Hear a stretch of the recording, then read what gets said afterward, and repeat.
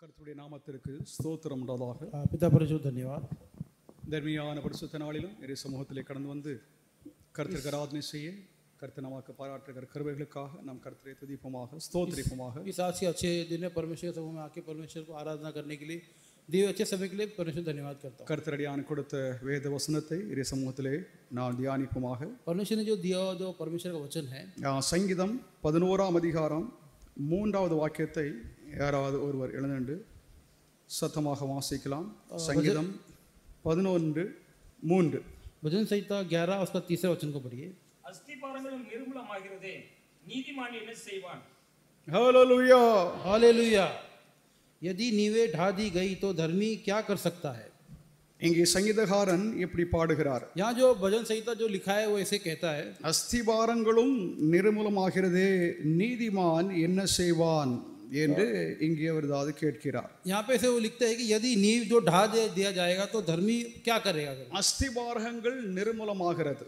नींव मतलब जो फाउंडेशन जो है वो ढा दिया जा रहा है. நீதிமான்கள் என்ன செய்வார்கள்? तो धर्मीय जन क्या करेंगे? அஸ்திபாரங்கள் என்றால் எதை குறித்து இங்கே சங்கீதகாரன் சொல்லுகிறார் என்பதை நாம் அதாவது முதலாவது அறிந்து கொள்ள வேண்டும். यहाँ जो नींव जो लिखा गया ये किस चीज का उल्लेख किया गया है देखेंगे.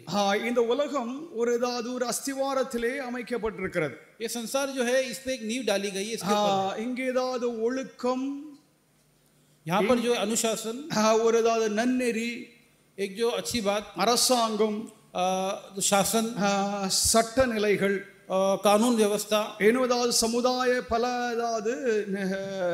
விஷயங்கள் உண்டாயிருக்கிறது. और जो है समुदाय के जो कुछ बातें इसमें मिली हुई है. இவைகள் அனைத்துக்கும் அஸ்திவாரங்கள் இருக்கிறது. ये हर एक चीज के लिए एक नींव बनी है. இந்த அஸ்திவாரங்களின் மேல் தான் ஜனங்கள் தங்களுடைய வாழ்க்கை நடத்துகிறார்கள். அது டெவலப் ஆகி கொண்டிருக்கிறது. इस नींव के आधार पे मनुष्य की जो जिंदगी है वो आधारित है. எல்லாவற்றுக்கும் ஒரு அஸ்திவாரம் உண்டு. हर एक चीज के लिए एक नींव है. இங்கே சங்கீதகாரதா சொல்லுகிறதா இந்த பாடலிலே, यहाँ जो भजन संहिता जो गीत में जो बोल रहे हैं, அஸ்திவாரங்கள், नीवे जो அஸ்திவாரம் என்று சொல்லி அவர் பாடவில்லை. ऐसे एक नींव करके नहीं, बट नीवे करके. அஸ்திவாரங்கள் நிர்மூலமாகிறது. ऐसे कई जो नीवे है वो ढा दिए गए. நீதிமான் என்ன செய்வான்? धर्मी क्या करेगा? நீதிமான்கள் धर्मियों சூரியனை போல் பிரகாசிப்பார்கள் என்று மத்தேயு 13:43 சொல்லுகிறது. धर्मी जो है सूरज के समान प्रकाशित होगा करके ऐसे लिखा गया. நீதிமொழிகள் 10:30 அவர்கள் அசைக்கப்படுவது இல்லை என்று சொல்லி அது அங்கே எழுதப்பட்டிருக்கிறது. धर्मी जो है वो निर्बल ना होगा करके ऐसे नीति वचन में लिखा. நீதிமொழிகள் 28:1 நீதிமான்கள் தைரியமாக சிங்கத்தை போல அவர்கள் தைரியமாக இருப்பார்கள் என்று அங்கே எழுதப்பட்டிருக்கிறது. ऐसे धर्मी जो है शेर के समान जो निडर रहेंगे. இங்கே அஸ்திவாரங்கள் நிர்மூலமாகிறது. यहाँ पे जो है नीवे जो है ये ढा दिए गए हैं. அஸ்திவாரம் நிர்மூலமாகிறது என்றால் नीव अगर ढा दिया गया, சட்டங்கள், कानून व्यवस्था, ஒழுங்குகள், और जो अनुशासन, நன்னடத்தை, अच्छी ஒழுக்கங்கள், जो है குடும்பங்கள், परिवार, சபைகள், कलेशिया, அவைகள் எல்லாம் நிர்மூலமாகி கொண்டிருக்கிறது. वे सबकी जो नीवे जो है ढा दी गई है. இப்படிப்பட்டதாத காலதா சூழ்நிலைகளிலே ऐसे जो एक इस काल में நீதிமான்கள் என்ன செய்வார்கள் என்று சொல்லி அவர் கேள்வி எழுப்புகிறார். इस बीच में धर्मी जो मनुष्य क्या करेगा करके से लिखा गया. கர்த்தருடைய வேதம் நமக்கு என்ன சொல்லுகிறது என்றால், परमेश्वर का वचन हमें क्या कहता है? தேவன் இந்த உலகத்தை அசைக்க போகிறார் என்று சொல்லி வேதத்தில் எழுதப்பட்டிருக்கிறது. परमेश्वर इस संसार को जो है हिलाने वाले हैं. எபிரேயர் 12ஆம் அதிகாரம் 27வது வாக்கியத்திலே, इब्रानियों எபிரேயர் 12:27 12:27 को पढ़िए.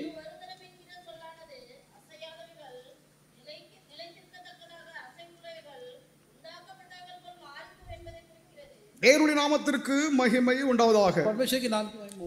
அசைகிறவைகள் அசைக்கப்படும் என்றும் जो स्थिर है वो भी हिलाई जाएगी। அசைக்கப்படாததாத காரியங்களை குறித்தும் அதாவது இந்த எழுத்தாளர் எழுதுகிறார். जो न हिलने वाले बातों के बारे में लिखा गया है। தேவனுடைய நாமத்திற்கு மகிமை உண்டாதாக. परमेश्वर की नाम की महिमा।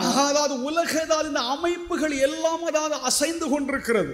संसार की जो व्यवस्था अनेक जो है वो हिला दी है। அதன் அஸ்திவாரங்கள் அதாவது அசைந்து கொண்டிருக்கிறது. उसकी जो नींवें है वो हिल रही है। அதன் அஸ்திவாரங்கள் நிர்மூலமாகி கொண்டிருக்கிறது. वो जो उनके जो नींवें जो है वो बर्बाद हो रहा है। அந்த அதாவது அமைப்பில் ஏதாவது சில பக்தர்கள் சில நீதிமான்கள் ஆங்காங்க இருக்கிறார்கள். और उसके बीच में कुछ धर्मियों कई जगह पे है। அவர்கள் என்ன செய்வார்கள்? वे लोग क्या कर पाएंगे? தேவனுடைய நாமத்திற்கு மகிமை உண்டாதாக. परमेश्वर की नाम की महिमा। தேவனதால் இந்த உலகத்தை அதாவது உலகத்தின் சகல அமைப்பையும் தேவன் அசைக்க போகிறார். परमेश्वर संसार की सारी व्यवस्था को हिलाने वाला है। நியாய தீர்ப்பினால் தம்முடைய நியாயத்தினால் இந்த உலகத்தை அசைக்க போகிறார். परमेश्वर अपने न्याय के द्वारा संसार को हिलाने वाला है। ஒன்றே ஒன்று மாத்திரம் தான் அசையாமல் இருக்க போகிறது. एक ही चीज जो है वो नहीं हिलेगा। அவருடைய சபை அதாவது ஒருபோதும் அசைக்கப்படுவது இல்லை என்று வேதம் சொல்லுகிறது. परमेश्वर की कलेशा वो कभी हिलने वाला नहीं करके लिखा गया है। அஸ்திவாரங்கள் அதாவது நிர்மூலமாகிறது. नींवें जो है ढा दी जाएगी। நீதிமான்கள் என்ன செய்வார்கள்? धर्मियों क्या करेंगे? இயேசு தாதி இப்படி வாக்களித்தார். यीशु मसीह ने इसे कहा। மத்தேயு 16 அதிகாரம் 18வது வாக்கியத்திலே मत्ती 16:18 को மத்தேயு 16:18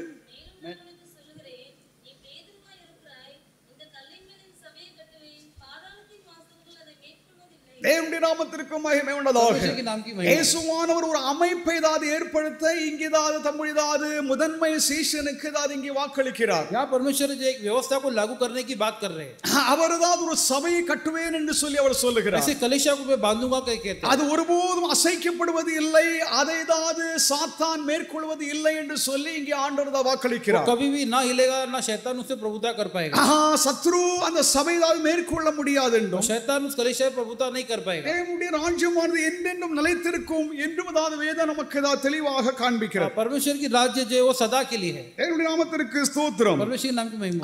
இயேசுவின் சபை கிறிஸ்துவினுடைய சபை यीशु मसीह का जो कलीसिया जो அது என்றும் நிலைத்திருக்கும் என்று சொல்லி வேதம் சொல்லுகிறது. वो सदा के लिए टिका रहेगा। ஒன்று पहली बात கிறிஸ்துவினுடைய சபை मसीह की कलीसिया சத்தியத்திற்கு தூணும் ஆதாரமுமாக இருக்கிறது என்று வேதம் சொல்லுகிறது. वो सत्य को जो है नींव और आधार है। 1 தீமோத்தேயு 3:15 पहली 1 தீமோத்தேயு 3:15 3:15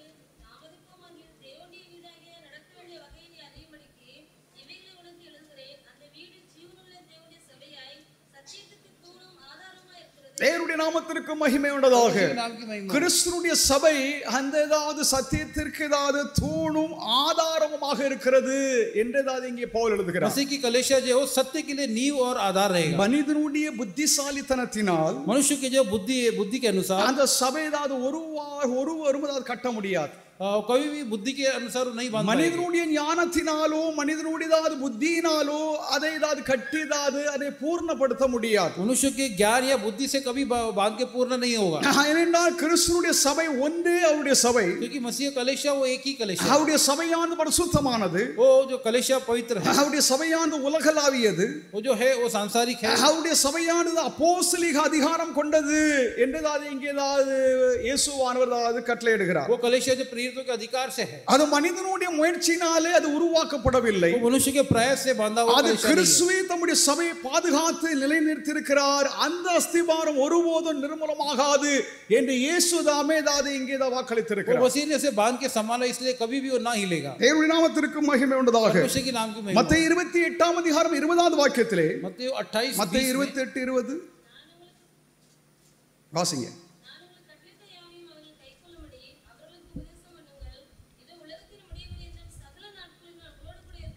தேவனுடைய நாமத்திற்கு மகிமை உண்டாதாக. கிறிஸ்துவை பின்பற்றுகிற அந்த உண்மையான சபை, तो मसीह के पीछे होने वाला जो सच्ची कलीसिया, இயேசுவை உண்மையோடு உத்தமத்தோடு பின்பற்றுகிற அந்த பக்தியான அந்த சபையை, वो जो मसीह के पीछे जो भक्ति से जो चल रहे हैं, அதை ஆளுகை செய்கிற அப்போஸ்தல அதிகாரம், वो जो प्रभुता करने वाला जो प्रेरितों का अधिकार, அதற்கு தேவனதாவது வாக்களிக்கிறார். உலகத்தின் முடிவு பரியந்தமும் நான் உங்களுடன் இருக்கிறேன் என்பதாம். उसको जो देख के परमेश्वर वचन देते हैं कि संसार के अंत तक तुम्हारे साथ रहूंगा। இஸ்ரவேல் ஜன ஜனங்களை ஆண்டவர் எகிப்திலிருந்து விடுதலையாக்கினார். इस्राएल लोगों को जो परमेश्वर ने छुड़ाया, விடுதலையாக்கப்பட்ட அந்த இஸ்ரவேல் ஜனங்கள் जो छुड़ाए गए इस्राएली लोग, இருண்ட வனாந்தரத்திலே जो रेगिस्तान में பகலில் ஏதாவது மேகமும் दिन में जो है बादल இரவில் ஏதாவது அக்னி சம்பனத்தினாலும் और रात को जो अग्नि का जो தேவன் அவர்களை ஏதாவது நடத்தி வந்தார் என்று நாம் அதாவது வாசிக்கிறோம். और इस तरह से परमेश्वर ने उनको चलाते आया. தேவனுடைய நாமத்திற்கு ஸ்தோத்திரம். परमेश्वर के नाम में महिमा हो. இப்பொழுதும் தேவன் अभी जो परमेश्वर நம்முடைய திருச்சபையை अपनी जो कलीसिया அப்படி को பாதுகாத்து வருகிறார் என்று வேதம் நமக்கு தெளிவாக தான் சொல்லுகிறது. उस तरह से जो संभाल के चलाते आ रहे ऐसे लिखा है. இந்த அதாவது இந்த இருளான ஒரு இருட்டான ஒரு வனாந்திர உலகம் ये जो है जो अंधकार की जो संसार है, அசைந்து கொண்டிருக்கிறதா இந்த அமைப்புகள் जो हिल रहे जो व्यवस्था जो है. நேற்றைய தினத்திலே कल के दिन அமெரிக்காவில் ஏதாவது ஜனாதிபதி ஏதாவது அந்த தேர்தலுக்காக இருக்கிற ட்ரம்பை कल के दिन जो अमेरिका इलेक्शन के जो ट्रम्प जो थे, ஒருத்தன் சுட்டுட்டான். एक ने गोली मार दी.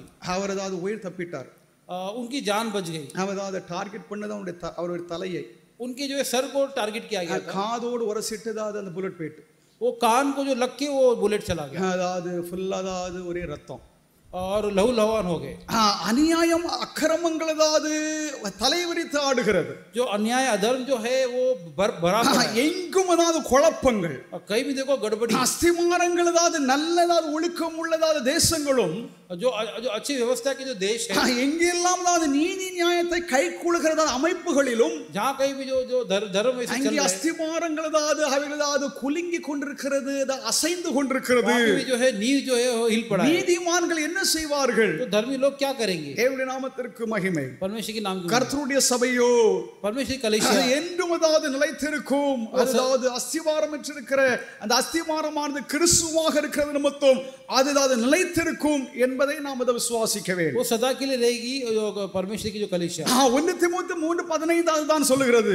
पहली तीमुथियुस 3:15 கர்த்தருடைய சபையானது சத்தியத்திற்கு தூணும் ஆதாரமுமாக இருக்கிறது. परमेश्वर की कलीसिया जो सत्य के लिए वो नहीं होगा. தேவனுடைய சபையாவது அந்த சத்தியத்திற்கு परमेश्वर की कलीसिया वो सत्य के लिए தூணாக பில்லராக वो आधार और जो नींव होगा, அதற்கு ஏதாவது ஆதாரமாக இருக்கிறது. वो जो आधार होगा. தேவனுடைய நாமத்திற்கு மகிமை. परमेश्वर के नाम की महिमा. கிறிஸ்துவுடைய சபையாவது என்றும் நிலைத்திருக்கும். मसीह की कलीसिया वो सदा के लिए रहेगी.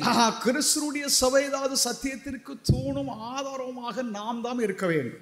जो उसके लिए जो है आधार हम ही बनना है. நாம் அந்த சத்தியத்திற்கு தூணாக ஆதாரமாக நாம் இருக்க வேண்டும். हम उस सत्य के लिए जो नींव और आधार बनना है. நாமே அந்த சத்தியத்தை நாம் ஏதாவது உடைத்து விட்டோம் என்றால், अगर हम ही ने उस सत्य का उल्लंघन कर நாம் दिया, அதற்கு ஏதாவது கீழ்ப்படியாமல் அதற்கு விரோதமாக நாம் செயல்பட்டோம் अगर என்றால், उसका अधीन नहीं होंगे, उसके विरोध होंगे, तो அந்த தேவன் தான் உலகத்தை அசைய பண்ணுவேன் என்று சொன்னதாவது அந்த அசைதல் वो जो परमेश्वर ने कहा संसार को मैं हिलाऊंगा, அவர் தம்முடைய சபையும் தான் அசைப்பார். उसको लेके अपने कलीसिया को भी हिलाएंगे. தேவனுடைய நாமத்திற்கு மகிமை உண்டாவதாக. परमेश्वर के नाम की महिमा. கிறிஸ்துவுடைய சபை சத்தியத்தை உடையதாக இருக்கிறது. परमेश्वर की कलीसिया वो सत्य है. அனைத்து சத்தியமும் அவருடையதாவது சபையிலதாவது நிறைவாக இருக்கிறது. सभी सत्य जो है कलीसिया में वो भरपूर है. நாம் அவருடைய வார்த்தைகளை நாம் கேட்கிறோம். हम परमेश्वर के वचन को सुनते हैं. அவருடைய வெளிப்பாட்டை நாம் அதாவது கேட்கிறோம். परमेश्वर का प्रकटीकरण को सुनते हैं.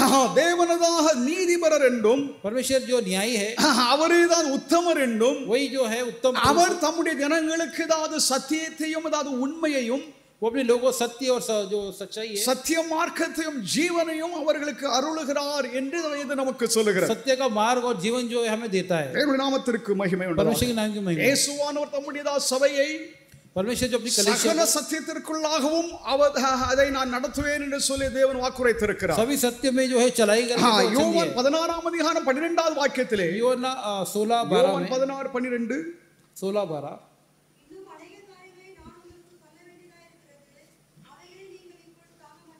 இப்ப பாருங்கள், இயேசுவான் தன்னுடைய பூமியின் வாழ்க்கையிலே जब यहाँ पे मसीह जो अपनी धरती के நம்முடைய அப்போஸ்தலர்களுக்கு கற்பித்தவைகளை அவர்கள் புரிந்து கொள்ள முடியாத நிலை இருந்தது என்பதை இயேசு அறிந்தார். प्रेरितों को जो बताया वे लोग समझने के जो स्थिति में नहीं थे. அவருடைய உபதேசம் கடினமாக இருந்தது. उनके उपदेश जो है बहुत ही कठिन था. அவருடைய ஆழமான டெப்த், அதாவது மிகவும் ஆழமான சத்தியத்தை அவர்கள் அது புரிந்து கொள்ள முடியவில்லை. सत्य की जो है गहराई को समझ नहीं पाए.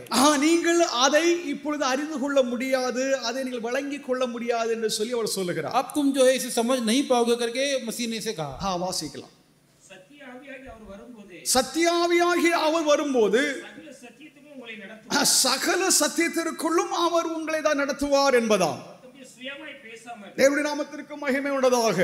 அப்ப கிறிஸ்துவானவர் जो मसीह जो है தம்முடைய சபையை சத்தியத்திற்குள்ளாக சரியாக நடத்துவார் என்று இங்கே அவர் வாக்குரைக்கிறார். अपने कलीसिया को जो सत्य में ठीक तरह से चलाएंगे. நாம் அந்த சத்தியத்திற்குள்ளாக நாம் நிலை நிற்கிறோம். हम उस सत्य में जो है टिके रहेंगे. அது நமக்கு நம்பிக்கை தருகிறது. हमें एक भरोसा देता है.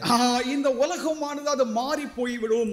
संसार जो है बदल जाएगा. இந்த அமைப்பு அனைத்தும் எல்லாம் அழிந்து போகும். அது ஒரு நிலைக்குள்ளாக இருக்கிறது. सारी व्यवस्था जो है बदल जाएगी. மத்தேயு 24ஆம் அதிகாரம் 35வது வாக்கியத்திலே 24:35 को पढ़िए. வார்த்தையோ என்றும் நிலைத்திருக்கும் என்று சொல்லிதான் இங்கே எழுதப்பட்டிருக்கிறது. வானமும் பூமியும் ஒளிந்து போய்விடும், தேவனுடைய வார்த்தையானது என்றும் ஒளிந்து போவது இல்லை என்று இங்கே எழுதப்பட்டிருக்கிறது. தேவனுடைய நாமத்திற்கு மகிமை உண்டதாக. வானம் பூமி சகல அமைப்புகள் और सारी व्यवस्था சகல அரசாங்கங்கள் सारी जो सरकारें தேவனுக்கு விரோதமாக இருக்கிற சகல அமைப்புகளும் परमेश्वर के विरुद्ध जो सारी व्यवस्था அதன் அஸ்திமாரங்களும் उनके जो नींवें அவைகள் எல்லாம் ஒளிந்து போகும் என்று சொல்லி வேதம் நமக்கு தெளிவாக சொல்லுகிறது. ये सब जो है नष्ट हो जाएगा क्या लिखा है. தேவனுடைய வார்த்தையோ लेकिन परमेश्वर का वचन जो है தேவனுடைய வார்த்தை அவருடைய திருமறை விவிலியம் அது என்றும் நிலைத்திருக்கும் என்று வேதம் சொல்லுகிறது. वचन जो है हमेशा सदा के लिए रहेगा. நாம் என்ன நினைக்கிறோம் என்றால் हम क्या सोचते हैं இந்த வானம் பூமி சர்வதாது அண்டங்களும் சகலதாது ஜோதிகளும் சகல நட்சத்திரங்களும் என்றும் நிலைத்து தான் இருக்கும். हम सोचते हैं कि आकाश पृथ्वी ये सदा के लिए है. நாம் பார்த்த காலத்திலிருந்து நமக்கு முந்தியதாவது இருந்தவர்களும் நமக்கு பிந்திதான் இருக்க போகிறவர்களும் இந்த அமைப்பு இப்படித்தான் இருக்கும் என்று சொல்லி நாம் நினைக்கிறோம். हम कई समय से जो है इन सबको देख रहे हैं ये ऐसे ही है करके समझते हैं. ஆனால் அது அப்படி அல்ல என்று கர்த்தருடைய வார்த்தை நமக்கு தெளிவாக சொல்லுகிறது. लेकिन ये ऐसा नहीं कि परमेश्वर का वचन कहता है. தேவனதாவது இந்த வானத்தையும் பூமியதாவது அவரதாவது மாயமாகதாவது மறைத்து விடுவார் என்று சொல்லி வேதம் சொல்லுகிறது. परमेश्वर जो है रहस्य से ये जो आकाश और पृथ्वी जो है ये निकल जाएगा. தேவனுடைய நாமத்திற்கு மகிமை உண்டதாக. परमेश्वर के नाम की வெளிப்படுத்தல் விசேஷம் 6ஆம் அதிகாரம் 14வது வாக்கியத்திலே வெளிப்படுத்தல் விசேஷம் 6:14 6:14 को पढ़िए.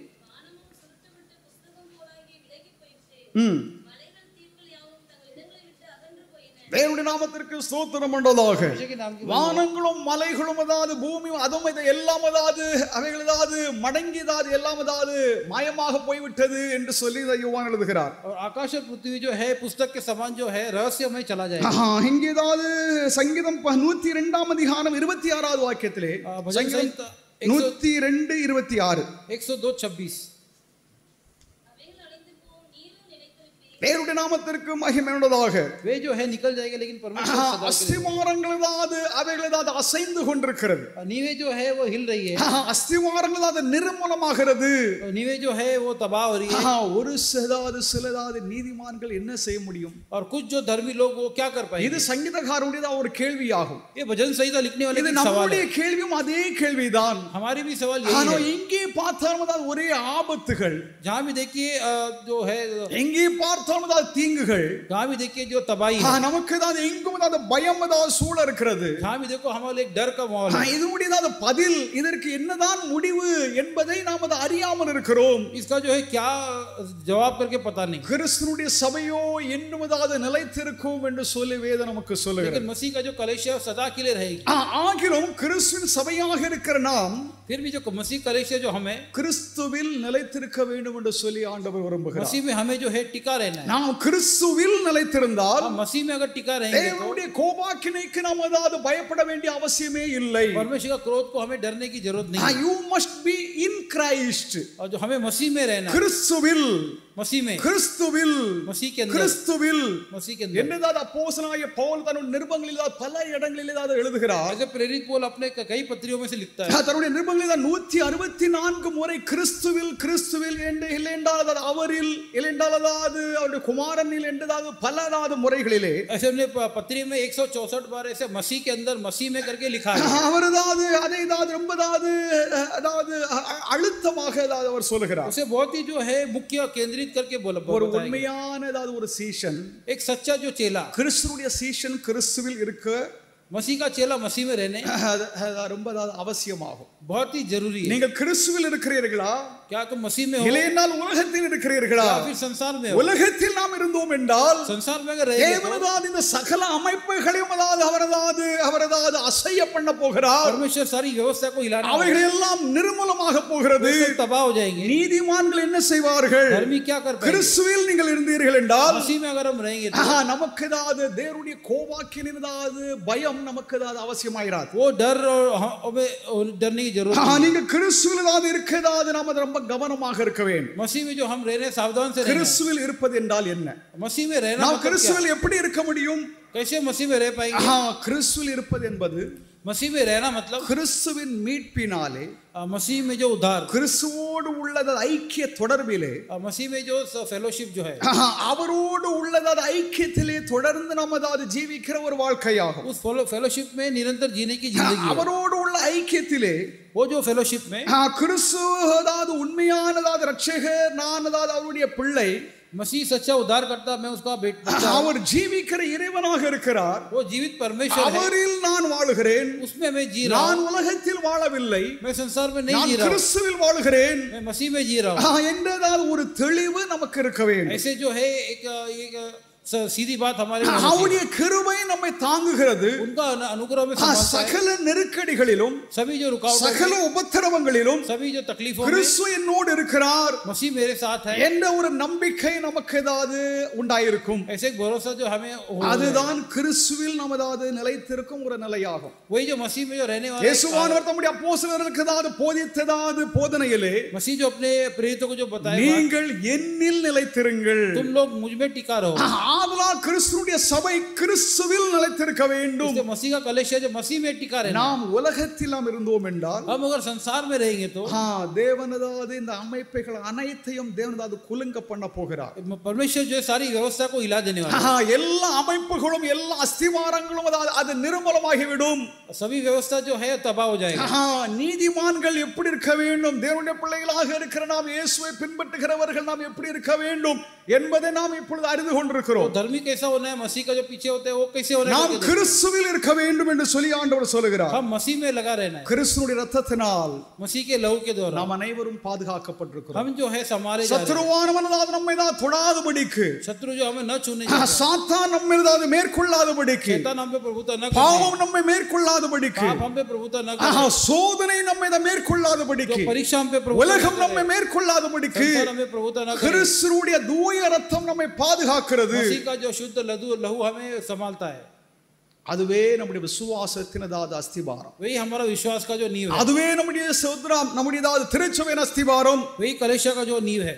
தேவனுடைய நாமத்திற்கு மகிமை உண்டாவதாக. அந்த அஸ்திபாரத்தின் மேல் என்னுடைய குடும்பம், वही जो नींव पे मेरे அந்த परिवार, அஸ்திபாரத்தின் மேல் என்னுடைய சபை, वही அந்த அஸ்திபாரத்தின் மேல் என்னுடைய விசுவாசம், वही नींव पे जो विश्वास, அந்த அஸ்திபாரத்தின் மேல் என்னுடைய நம்பிக்கை, वही विश्वास पे भरोसा, அனைத்தும் இருந்தால் सभी जो अगर நாம் அசைக்கப்படுவது இல்லை. हम हिलेंगे नहीं. ஹalleluya. ஹalleluya. அஸ்திபாரங்கள் எல்லாம் நிர்மூலமாகிறது. व्यवस्था जो सारी हिल जाएगी. அஸ்திபாரங்கள் जो नीवे, அது பன்மையில் அதாவது இந்த வார்த்தை பயன்படுத்தப்பட்டிருக்கிறது. ये जो ऐसे प्लूरल करके बताया, தேவனுடைய அஸ்திபாரம், परमेश्वर का जो नींव, கிறிஸ்துவாகிய அஸ்திபாரம். मसीह जो है जो नींव, நாம் எங்கே ஏதாவது எந்த அஸ்திபாரத்தில் நாம் இருக்கிறோம்? हम कौन से நாம் கிறிஸ்துவில் இருந்தோம் என்றால் अगर हम मसीह में रहेंगे நாம் तो அசைக்கப்படுவது இல்லை. हम न हिलेंगे. சில நேரங்களிலே कुछ समय में நாம் தேவனை விட்டு ஏதாவது வெகு தூரத்தில் ஏதாவது இருக்கிறோம். हम परमेश्वर से थोड़ा दूर चले जाते हैं. நாம் தேவனை விட்டு ஏதாவது நம்ம ஏதாவது சற்று தூரத்தில் ஏதாவது ஒதுங்கி இருக்கிறோம். हम परमेश्वर से कुछ दूर जाके अलग हो जाते हैं. நாம் தேவனை விட்டு ஏதாவது நான் ஏதாவது தூரமாக இருக்கிறேன் என்று சொல்லி ஏதாவது நீங்க எப்ப நினைக்கிறீங்க? मैं परमेश्वर से दूर हूँ कब आप महसूस करते हैं? உங்களில் அநேகம் பேர் ஏதாவது நான் ஏதாவது தேவனோடு இருக்கிறேனா இல்லையா என்றதா ஒரு கேள்வி ஒரு சில நேரங்களிலே உண்டாயிருக்கலாம். ऐसे कभी कभी सवाल होता है परमेश्वर के साथ हूँ या नहीं. நல்லத கவனிச்சுக்காங்க. ये ध्यान करने நான் தேவனோடு இருக்கிறேனா இல்லையா என்றதாவது ஒரு சந்தேகம் நமக்கு ஏதாவது உண்டாய்விட்டால், क्या मैं परमेश्वर के साथ हूँ या नहीं करके जब सवाल होता है, அதை கொஞ்சம் நம்ம ஆராய்ந்து பார்க்க வேண்டும். तो हम उसे जांचना है. நான் தேவனோடு இருக்கிறேனா, क्या मैं परमेश्वर के साथ நான் हूँ, கிறிஸ்துவில் இருக்கிறேனா, मैं मसीह में हूँ. தேவனை விட்டு தான் தூரமாய் இருந்தீர்கள் என்றால், अगर परमेश्वर से दूर हो जाए, ஒன்று पहली बात நாம் உலகத்தை நாம் நேசிக்கிறோம் என்றால் நாம் இயேசுவில் இல்லை என்பதாம். हम संसार से जो है लगाव रखने लगे तो हम मसीह में नहीं हैं। நாம் உலகத்தை நாம் நேசிக்கிறோம் என்றால் हम संसार को अगर प्यार करेंगे तो சிலர்கள் அதாவது அரசியல் அதாவது அதை ரொம்ப விரும்புவாங்க.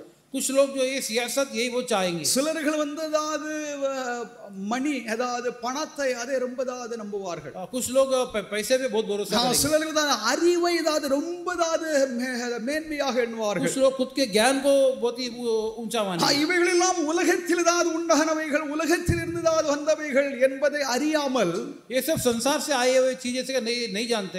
அவர்கள் अनेक நேரங்களில் அதாவது தேவனை விட்டு தூரமாக இருப்பார்கள். वो अनेक बार जो है परमेश्वर से दूर हो जाते நீங்கள் हैं। உலகத்தை நேசித்தீர்கள் என்றால் தேவனை விட்டு தூரமாய் இருக்கிறீர்கள் என்பதை அறிந்து கொள்ளுங்கள். संसार से जो है दिल लगाए तो நீங்கள் परमेश्वर से दूर உலகத்தை है। நேசிக்கிறீர்கள் அதாவது உலகத்தில் தான் வாழுகிறீர்கள் உலகத்தை நம்புகிறீர்கள் என்றால் अगर संसार से प्यार कर रहे थे தேவனை விட்டு அதாவது நீங்கள் தூரமாய் இருக்கிறீர்கள். परमेश्वर से उठ के अब दूर है। நீங்கள் அதாவது உங்க வீட்டில் அதாவது ஒரு அதாவது இந்து அதாவது தெய்வ அதாவது சிற்பங்களோ அதாவது இல்லைன்னா மற்றதாவது மதத்தினுடைய அதாவது மத அதாவது தெய்வங்களுடைய சிற்பங்களும் வச்சிருக்க மாட்டீங்க. आप लोग जो घर में जो अन्य देवताओं के तस्वीर या बातें नहीं रखेंगे। நீங்கள் ஏதாவது உங்களுடைய ஏதாவது வீட்டில் ஏதாவது வேற ஏதாவது கடவுள் என்ற ஏதாவது இது உங்ககிட்ட இருக்காது. घर में जो है और अन्य बातें चीजें नहीं रहेंगी। ஆனால் உங்களுடைய ஆசைகள் लेकिन जो आपकी जो इच्छा है அவைகள் ஏதாவது உங்களுக்கு கடவுளாக ஏதாவது மாறி இருக்கலாம். वो जो इच्छा जो वो एक परमेश्वर बन जाता है। நீங்கள் ஏதாவது உலகத்தை ஏதாவது நேசிக்கிறீர்கள் என்றால் अगर संसार से दिल लगा रहे हैं உலகத்தில் உள்ளவைகளை ஏதாவது நாம் அதில் முக்கியத்துவம் ஏதாவது செலுத்ததாகும். तो संसारिक बातों को हम मुख्यता देने लगते हैं। அதை நாம் அதாவது கடவுளை போல ஏதாவது நேசித்து उसे एक परमेश्वर के समान उससे दिल लगा के சிலவங்க இருக்காங்க பவர் कुछ लोग जो है ये जो ताकत அதிகாரத்தை ஏதாவது நேசிப்பார்கள். जो अधिकार जो है उससे वो तो दिल लगाएंगे। நான் தலைவன் मैं नेता हूँ। என்னது நான் தலைவன் मैं नेता हूँ। என்ற இது ஒரு ஏதாவது ஒரு ஐடல் ஆகும். ये एक मूर्ति हो जाएगा। இது ஒரு ஏதாவது ஒரு தமிழ் ஏதாவது விக்கிரகமாகும். ये एक मूर्ति के समान हो जाएगा। இந்த விக்கிரகங்கள் பல விக்கிரகங்கள் ஏதாவது நம்முடைய ஏதாவது மனதில் ஏதாவது இருக்கலாம். ये जो अनेक जो मूर्तियां हमारे मन में हो सकता है। இயேசுவானவராய் இப்படிப்பட்ட விக்கிரகங்கள் ஏதாவது எதிர்க்கிறார் அதை பகைக்கிறார். परमेश्वर जो है ऐसे जो मूर्तियों को विरोध करता है। இயேசுதாது இறைவனாக இருந்த போதிலும் यीशु मसीह परमेश्वर தம்மை தாமே தாழ்த்தினார் அதாவது ஒரு ஈனதாவது மனிதனுடைய சாயலுக்கு தன்னை தாழ்த்தினார். அது மாத்திரமல்ல சிலுவையின் மரண பரியந்தம் தன்னை தாழ்த்தினார் என்றதாவது பிலிப்பியருக்கு அதாவது எழுதின நிருபத்தில் பவுல் எழுதுகிறார். यीशु मसीह परमेश्वर होने के बावजूद भी खुद को उन्होंने बहुत ही दीन किया, क्रूस के में जाने तक खुद को जो है नम्र किया। உலகத்தை நேசிக்காதீர்கள். संसार से दिल मत लगाओ। உலக விக்கிரகங்கள் உங்களுடைய மனதின் ஆசைகளாக இருக்கிறது. सांसारिक जो मूर्तियां है वो तुम्हारे लिए சிலவங்க பணத்தை அதிகமாக விரும்புவாங்க. कुछ लोग जो पैसे से बहुत प्यार करेंगे। தேவனுடைய பிள்ளைகளாக இருக்கிற நாமோ உலகத்தை நாம் நேசிக்க கூடாது. परमेश्वर के लोग हम जो है संसार से दिल नहीं लगाना। யோவான் அப்போஸ்தலன் எப்படி எச்சரிக்கிறார் என்றால் जो யோனா जो प्रीत ऐसे में 1 யோவான் 2ஆம் அதிகாரம் 15வது வாக்கியத்திலே 1 யோவான் 2:15 पहली योना दूसरा उसका 15 वचन உலகத்திலும் உலகத்தில் உள்ளவைகளையும் அதாவது நீங்கள் அதாவது அன்பு கூறாதீர்கள். संसार के कार्यों में दिल मत लगाना। நாம் அதாவது உலகத்தை நேசிக்கிறோம் என்றதாவது நாம் அதை எடுத்துக்கொண்டோம் என்றால் अगर हम संसार से दिल लग रहा है ऐसा कर मान ले நாம் அதாவது இப்படி நினைச்சுக்கிடுவோம். நாம் அதாவது எங்க உலகத்தை நான் நேசிக்கிறேன் நான் இயேசுவை தானே நேசிக்கிறேன். हम सोचे कि मैं तो सिर्फ परमेश्वर से நீங்கள் அறியாமலேயே நீங்கள் உலகத்தை நேசித்துக் கொண்டிருக்கிறீர்கள். तुम्हारे जानकारी के बिना ही संसार உங்களுக்கு தெரியாமலே நீங்கள் அறிவில்லாமலே அதாவது உலகத்தை நேசிக்கிறீர்கள். महसूस किए बगैर ही संसार से दिल लगा रहे हैं। தேவன் விரும்பாததை நாம் செய்வதும் परमेश्वर जो चाहते हो न करें, பார்க்காததை நாம் அதாவது விரும்பி அதை நடப்பிக்க ஏதாவது நாம் ஆசைப்படுகிறதும் परमेश्वर जो न चाहते हो कार्य को अगर हम करेंगे तो அது அதாவது உங்களுக்கு விக்கிரமாக மாறும், விக்கிரகங்களாக மாறிக்கொண்டிருக்கிறது. तो वो कार्य जो है वो मूर्तियां बन जाएगा। தேவனுடைய நாமத்திற்கு மகிமை. தொடர்ந்து வாசிங்க.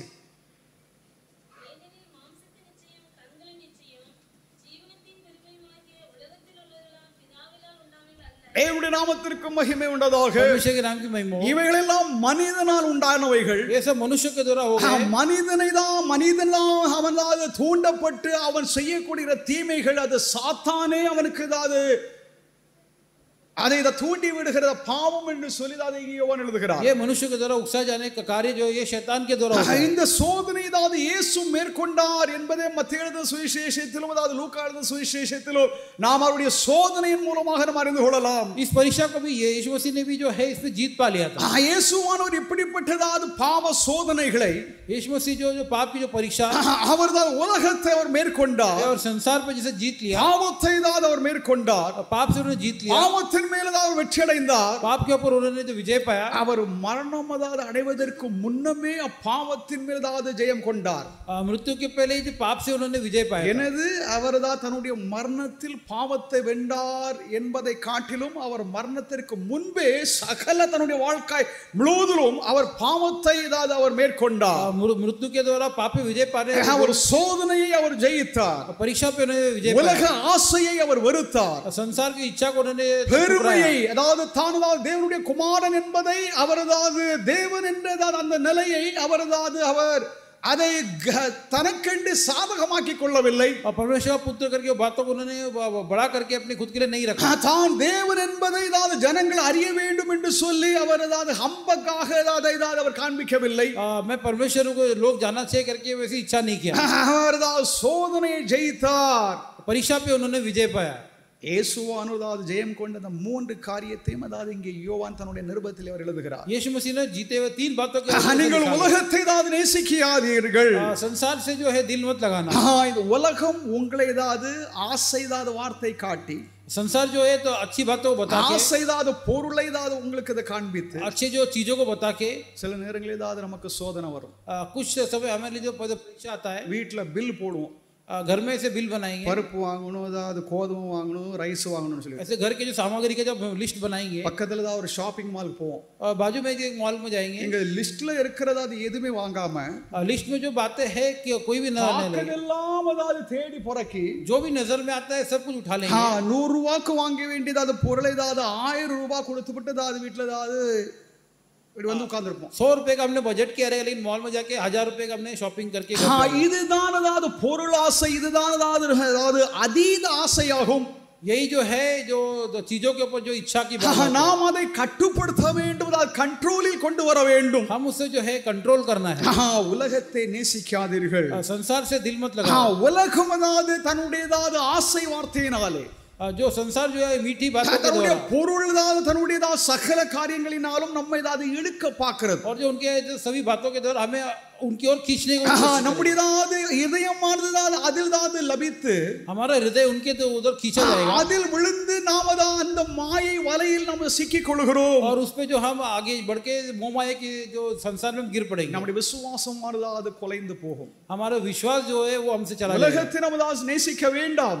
संसार से दिल न लगाना. தேவனை விட்டு தான் தூரமாக இருக்கிறேன் என்று சொல்லி தான் உணர்கிறவர்கள், परमेश्वर से मैं दूर हुआ जो महसूस करने वाले நீங்கள் जो है, ஒருவேளை தான் உலகத்தை தான் நேசித்துக் கொண்டிருப்பீர்கள். अगर अगर अगर तुम संसार से तो दिल लगा रहे हो. இரண்டாவது, दूसरी बात, கவலைப்படாதீர்கள்.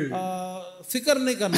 கவலை என்று சொல்லப்படுகிறது जो फिक्र ஒரு करना है, பலவீனமான एक एक कमजोर की ஒரு அதாவது பயந்தாங்குழி ஏதாவது ஒரு பண்பாகும். एक डरपोक और एक डरने का स्वभाव है. ஒரு ஏதாவது வீக், ஏதாவது பலவீனமான, एक कमजोर जो है, ஒரு பயம் உள்ள एक जो भय, ஒரு நிலைதான் அதாவது பயம் என்று சொல்லப்படுகிறது. एक डरने वाला एक स्वभाव, एक நாம் ஏதாவது என்னாலும் சில நேரங்களில் பயந்து கொண்டிருப்போம். हम कुछ वक्त हम डरते हैं. இது ஏதாவது பெரியதாவது ஒரு தீங்காகும். ये क्या बड़ी बुराई बात है. பிசாசானவன் ஏதாவது உங்களை பயமுறுத்துகிறான். शैतान जो है हमें डराएगा. சிலர்களை ஏதாவது சொப்பனத்திலே, कुछ लोगों को सपनों में சிலர்களை ஏதாவது பயமுறுத்துவான்.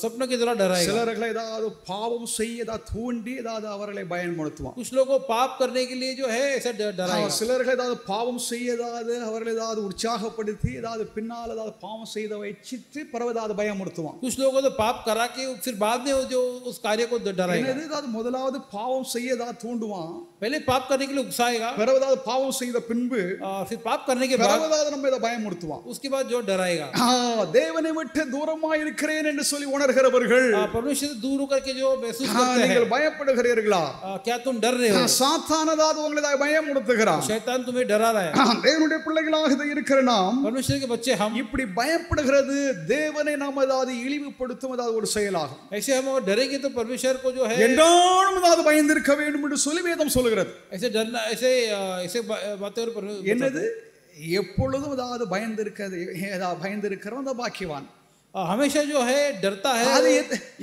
எந்த பயம் कौन सा डर அது தேவனுக்குரியதாவது பயம் தேவனுக்கு அடுத்த காரியம் அதாவது நம் பயம் அதாவது பரிசுத்த வாழ்க்கை வாழ வேண்டும் நான் பாவம் செய்யக்கூடாது எனக்கு ஏதாவது பக்தி எனக்கு ஏதாவது விசுவாசம் அதை குறித்து தெய்வீக ஒரு பயமாகும் वो जो भय जो है परमेश्वर के जो पवित्र रहने का डर परमेश्वर தேவன் தம்முடைய ஜனங்களுக்கு தைரியத்தை தருகிறார் परमेश्वर लोगों को जो है धैर्य देता है தேவனுடைய நாமத்திற்கு ஸ்தோத்திரம் परमेश्वर के नाम की महिमा லூக்கா 12ஆம் அதிகாரத்திலே लूका 12 अधिकार இயேசு 5 முறை यीशु मसीह 5 बार கவலைப்படாதீர்கள் चिंता मत करो பயப்படாதீர்கள் डरो मत கவலைப்படாதீர்கள் என்று சொல்லி அவர் அதாவது மறுபடியும் அதாவது உபதேசிக்கிறார் चिंता मत करो करके दोबारा उपदेश देते हैं ஏனென்றால் தேவன் தான் நம்முடைய சகல காரியத்தையும் அவர் பொறுப்பெடுத்துக் கொள்வார் क्योंकि परमेश्वर हमारे सभी कार्यों को जो जिम्मेदारी நம்முடைய लेते हैं சகல ஏற்றத்தாழ்வுகளையும் தேவன் தான் கவனித்துக் கொள்வார் என்று தேவனை சார்ந்திருக்க வேண்டும் அதை விட்டுவிட்டு सभी ऊंच नीच परमेश्वर देख நாம் रहे हैं எல்லாரும் பயந்து கொண்டிருந்தோம் என்றால் अगर हमेशा हम डरते रहेंगे तो சற்றுதா தேவனை விட்டு தூரமாய் இருக்கிறோம் என்று நீங்கள் அறிந்து கொள்வீர்கள் हम फिर परमेश्वर से दूर चले जाएंगे करके महसूस करेंगे பிலிப்பியர் 4ஆம் அதிகாரம் 6வது வாக்கியத்திலே फिलिपियो 4:6 को पढ़िए அவர்கள் பிலிப்பியர் 4:6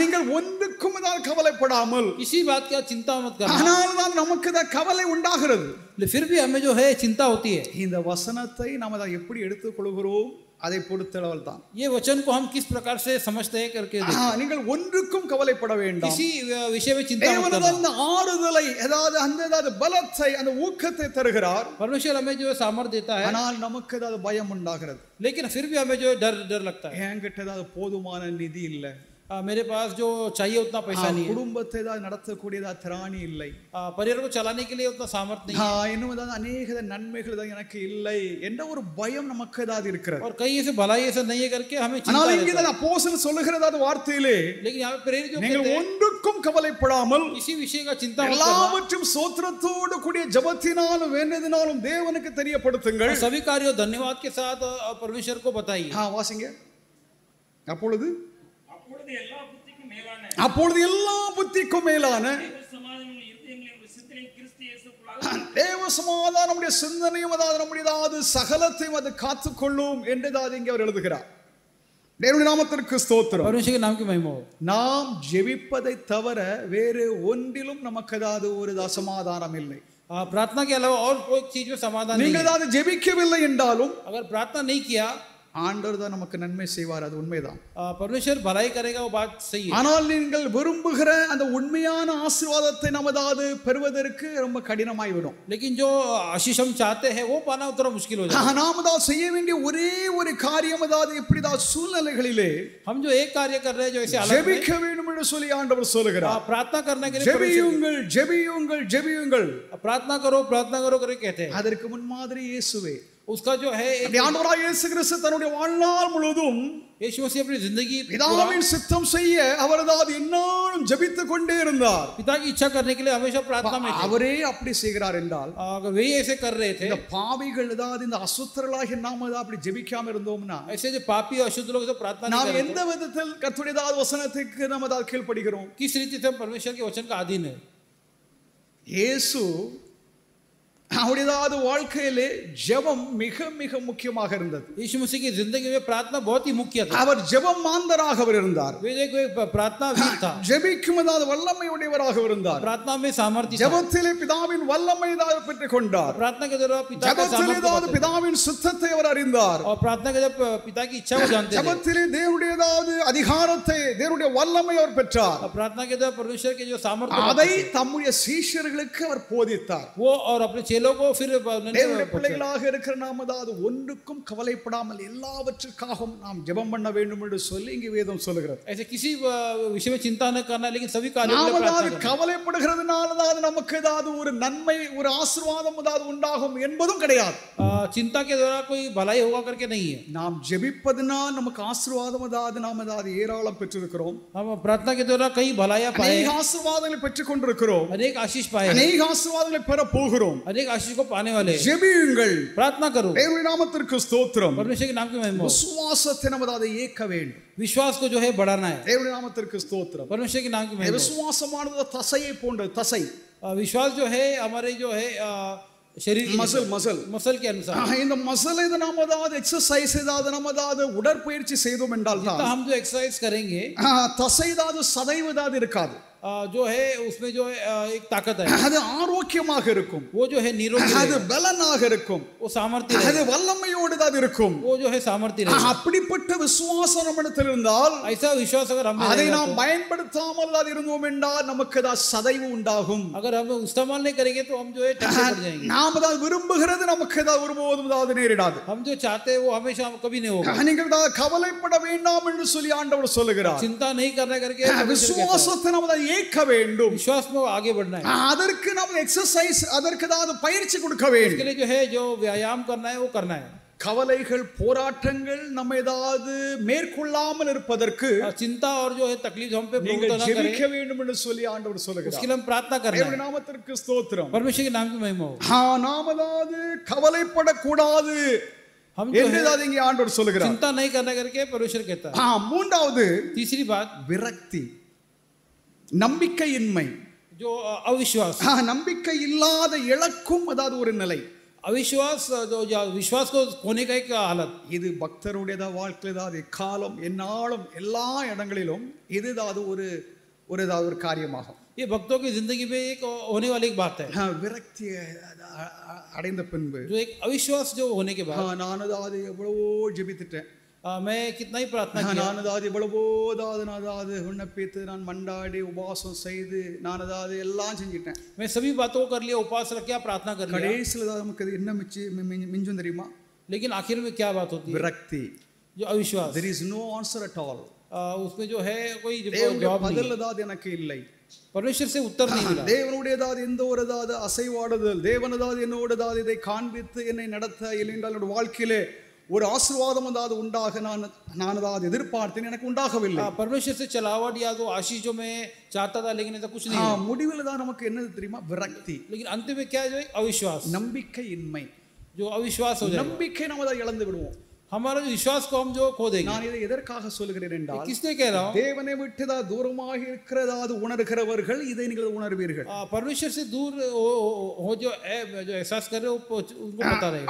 அவநம்பிக்கை என்பது जो अविश्वास जो है, நாம் அதாவது விரும்புகிறது நமக்கு அதாவது நிறைவேறவில்லை என்பதால் हम जब जो चाहते हैं अभी हमें नहीं मिलता நான் है, அதாவது எதிர்பார்க்கிறது எனக்கு அதாவது கிடைக்காததினாலே जो चाहा उसे नहीं मिला जब दो, இந்த அவநம்பிக்கை நமக்கு அதாவது உண்டாகிறது. वो अविश्वास जो हमें हो जाता இது है. மனிதனுடைய அதாவது ஒரு இயல்பாகும். ये मनुष्य का एक स्वभाव है. இயற்கையாகவே தான் மனிதன் தான் விரும்புகிறது அவருக்கு அது கிடைக்கவில்லை என்றால் आमतौर पे मनुष्य चाहता है उसे नहीं मिलता है तो அவனுக்கு அதாவது ஆத்திரம் உண்டாகும். उसे जो है एक आपा खो देता है. அவன் தேவனோடு அதாவது போட்டியிடுவான். वो परमेश्वर से संघर्ष करने लगता है. பழைய ஏற்பாட்டில் பார்த்தோம்னா அதாவது பரிசுத்தவான்கள் எல்லோரும் தேவனோடு ஏதாவது போட்டியிட்டார்கள், ஏதாவது சண்டை போட்டாங்க எல்லாம் எழுதிருக்கு. पुराने नियम देखेंगे पवित्र लोग जो बहुत परमेश्वर संघर्ष किए, ஆனால் நீங்கள் புதிய ஏற்பாட்டில் பார்த்தீர்கள் என்றால் लेकिन नए नियम में देखेंगे பழைய ஏற்பாட்டில் தான் பரிசுத்தவான்களுடைய அதாவது எந்த ஒரு அதாவது கிரியைகளும் அப்படி ஏதாவது வாழ்க்கையில் ஏதாவது உள்ள எந்த ஒரு சம்பவமும் புதிய ஏற்பாட்டில் கிடையவே கிடையாது.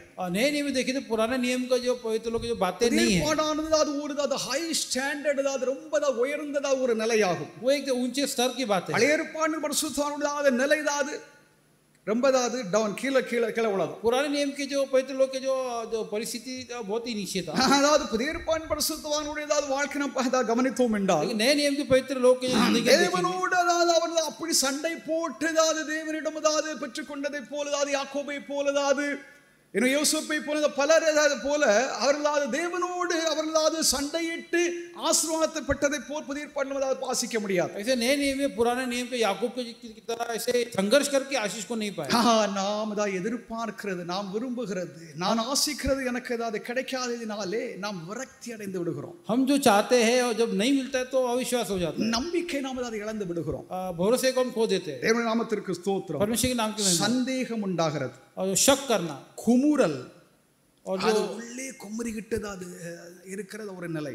जो अंदर से ही जो है बड़बड़ाहट करना, யாருகிட்டையும் சொல்ல முடியாது, किसी को बोलने ஊழியக்காரங்கிட்டையும் சொல்ல முடியல, सेवक को भी नहीं बोल सकता, என்னுடைய நண்பன்கிட்டையும் சொல்ல முடியல, मेरे दोस्त को भी नहीं बोल सकता, ஏன் ஏதாவது பொண்டாட்டி கிட்டதாவது என் புருஷன் கிட்டதாவது யாருகிட்டையும் சொல்ல முடியல. मैं किसी को नहीं बोल सकता. அது உள்ளேயே குமுறி கொண்டிருக்கிறது. वो अंदर ही जो है घुट जाएगा. கடல் மற்றும் जो समुद्र जो है எரிமலை और जो पहाड़, அது உள்ளேயே அது குமுறிக்கிட்டு இருக்கும். वो अंदर ही जो है बोलता रहेगा. அதாவது குழம்பிக்கிட்டது அது வெளியே கொப்பளிக்கிறதுக்கு அதாவது குழம்பி கொண்டிருக்கும். वो अंदर से ही उबलता रहेगा, கொந்தளிச்சு கொண்டிருக்கும். अंदर से उबलता रहेगा. திடீர்னு உரத்ததான ஒலியோடு और एक दिन वो जो है फट जाएगा.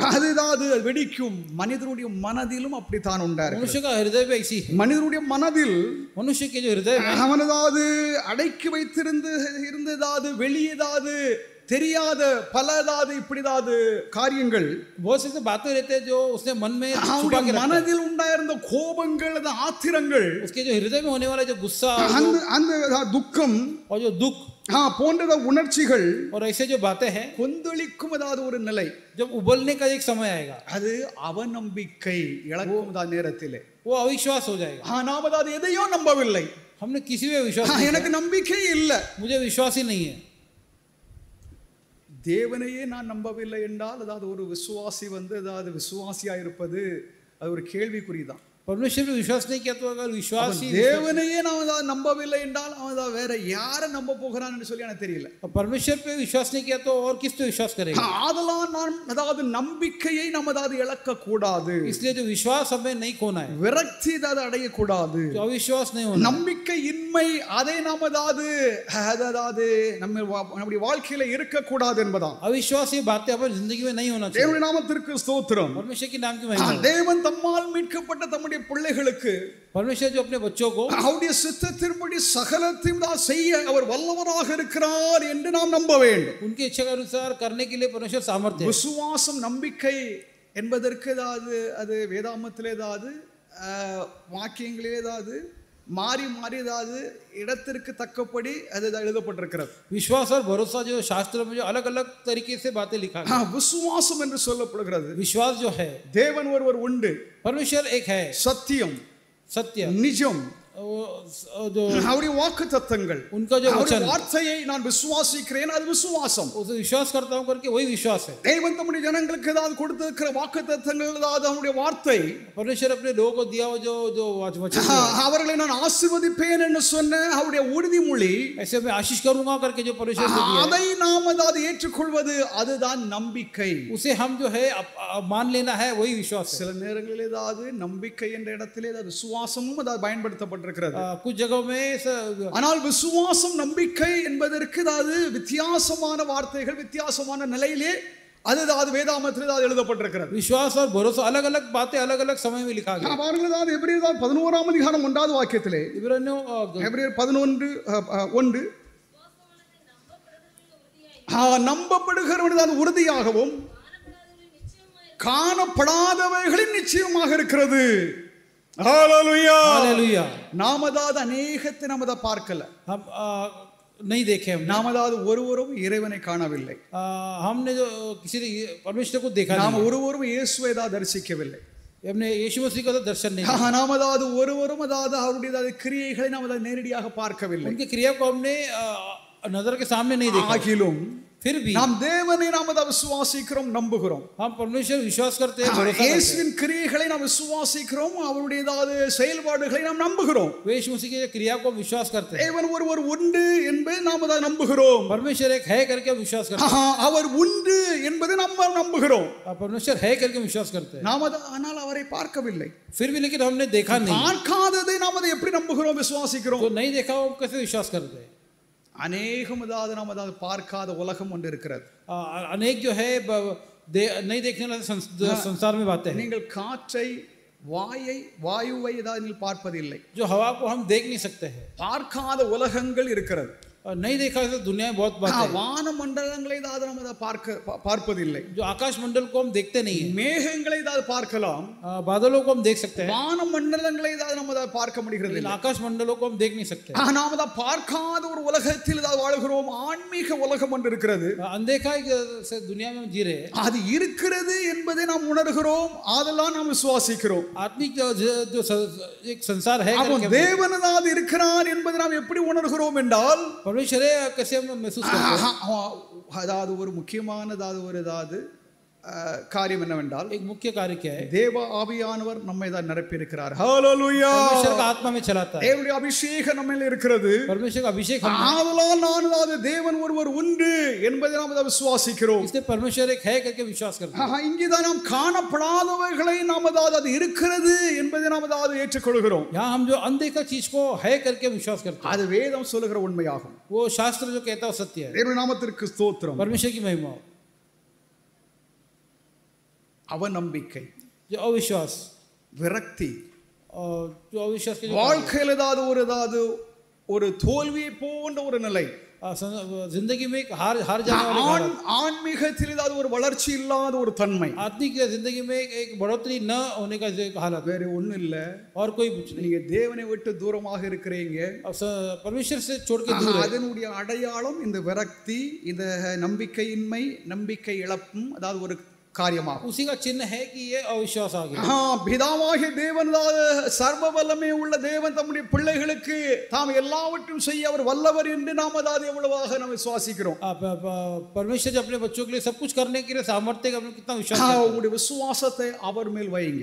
विश्वास को परमेश्वर पे रखिए. தேவன் மேல் உங்களுடைய விசுவாசத்தை வையுங்க. परमेश्वर पे विश्वास रखना. சூழ்நிலைகள் மேலோ, हालातों के ऊपर, ஒருவேளை உண்டாகும் போது அது உண்டாகாது என்று சொல்லி அவைகள் மேல் அல்ல, क्या ये होगा या नहीं होगा, மனிதர்கள் மேல் அல்ல, मनुष्यों के ऊपर नहीं. உங்களை ரட்சித்ததாவது உங்களுக்காக அற்புதம் செய்ய என்றும் அவரது ஆயத்தமா இருக்கிற ரட்சகர் மேல் உடைய விசுவாசத்தை வையுங்கள். उद्धार के परमेश्वर उस पे विश्वास रखो. ஹalleluya. हालेलुया. ஆதலால் அவநம்பிக்கை, தேவனை விட்டு நாம் தூரமா இருக்கிறோம் என்றதாவது ஒரு அடையாளத்தை சொல்லுகிறார். इस अविश्वास परमेश्वर से जो दूर है करके बताते हैं. இரண்டாவது, दूसरी बात, பிசாசின் தந்திரங்களை எதிருங்கள். शैतान की जो चाल பிசாசானவனாவது உங்களை தந்திரமாக வஞ்சிக்க திட்டமிட்டிருக்கிறார். शैतान जो चालाकी से जो है, எபேசியர் 6 அதிகாரம் 16வது வாக்கியத்திலே, எபேசியர் 6:16,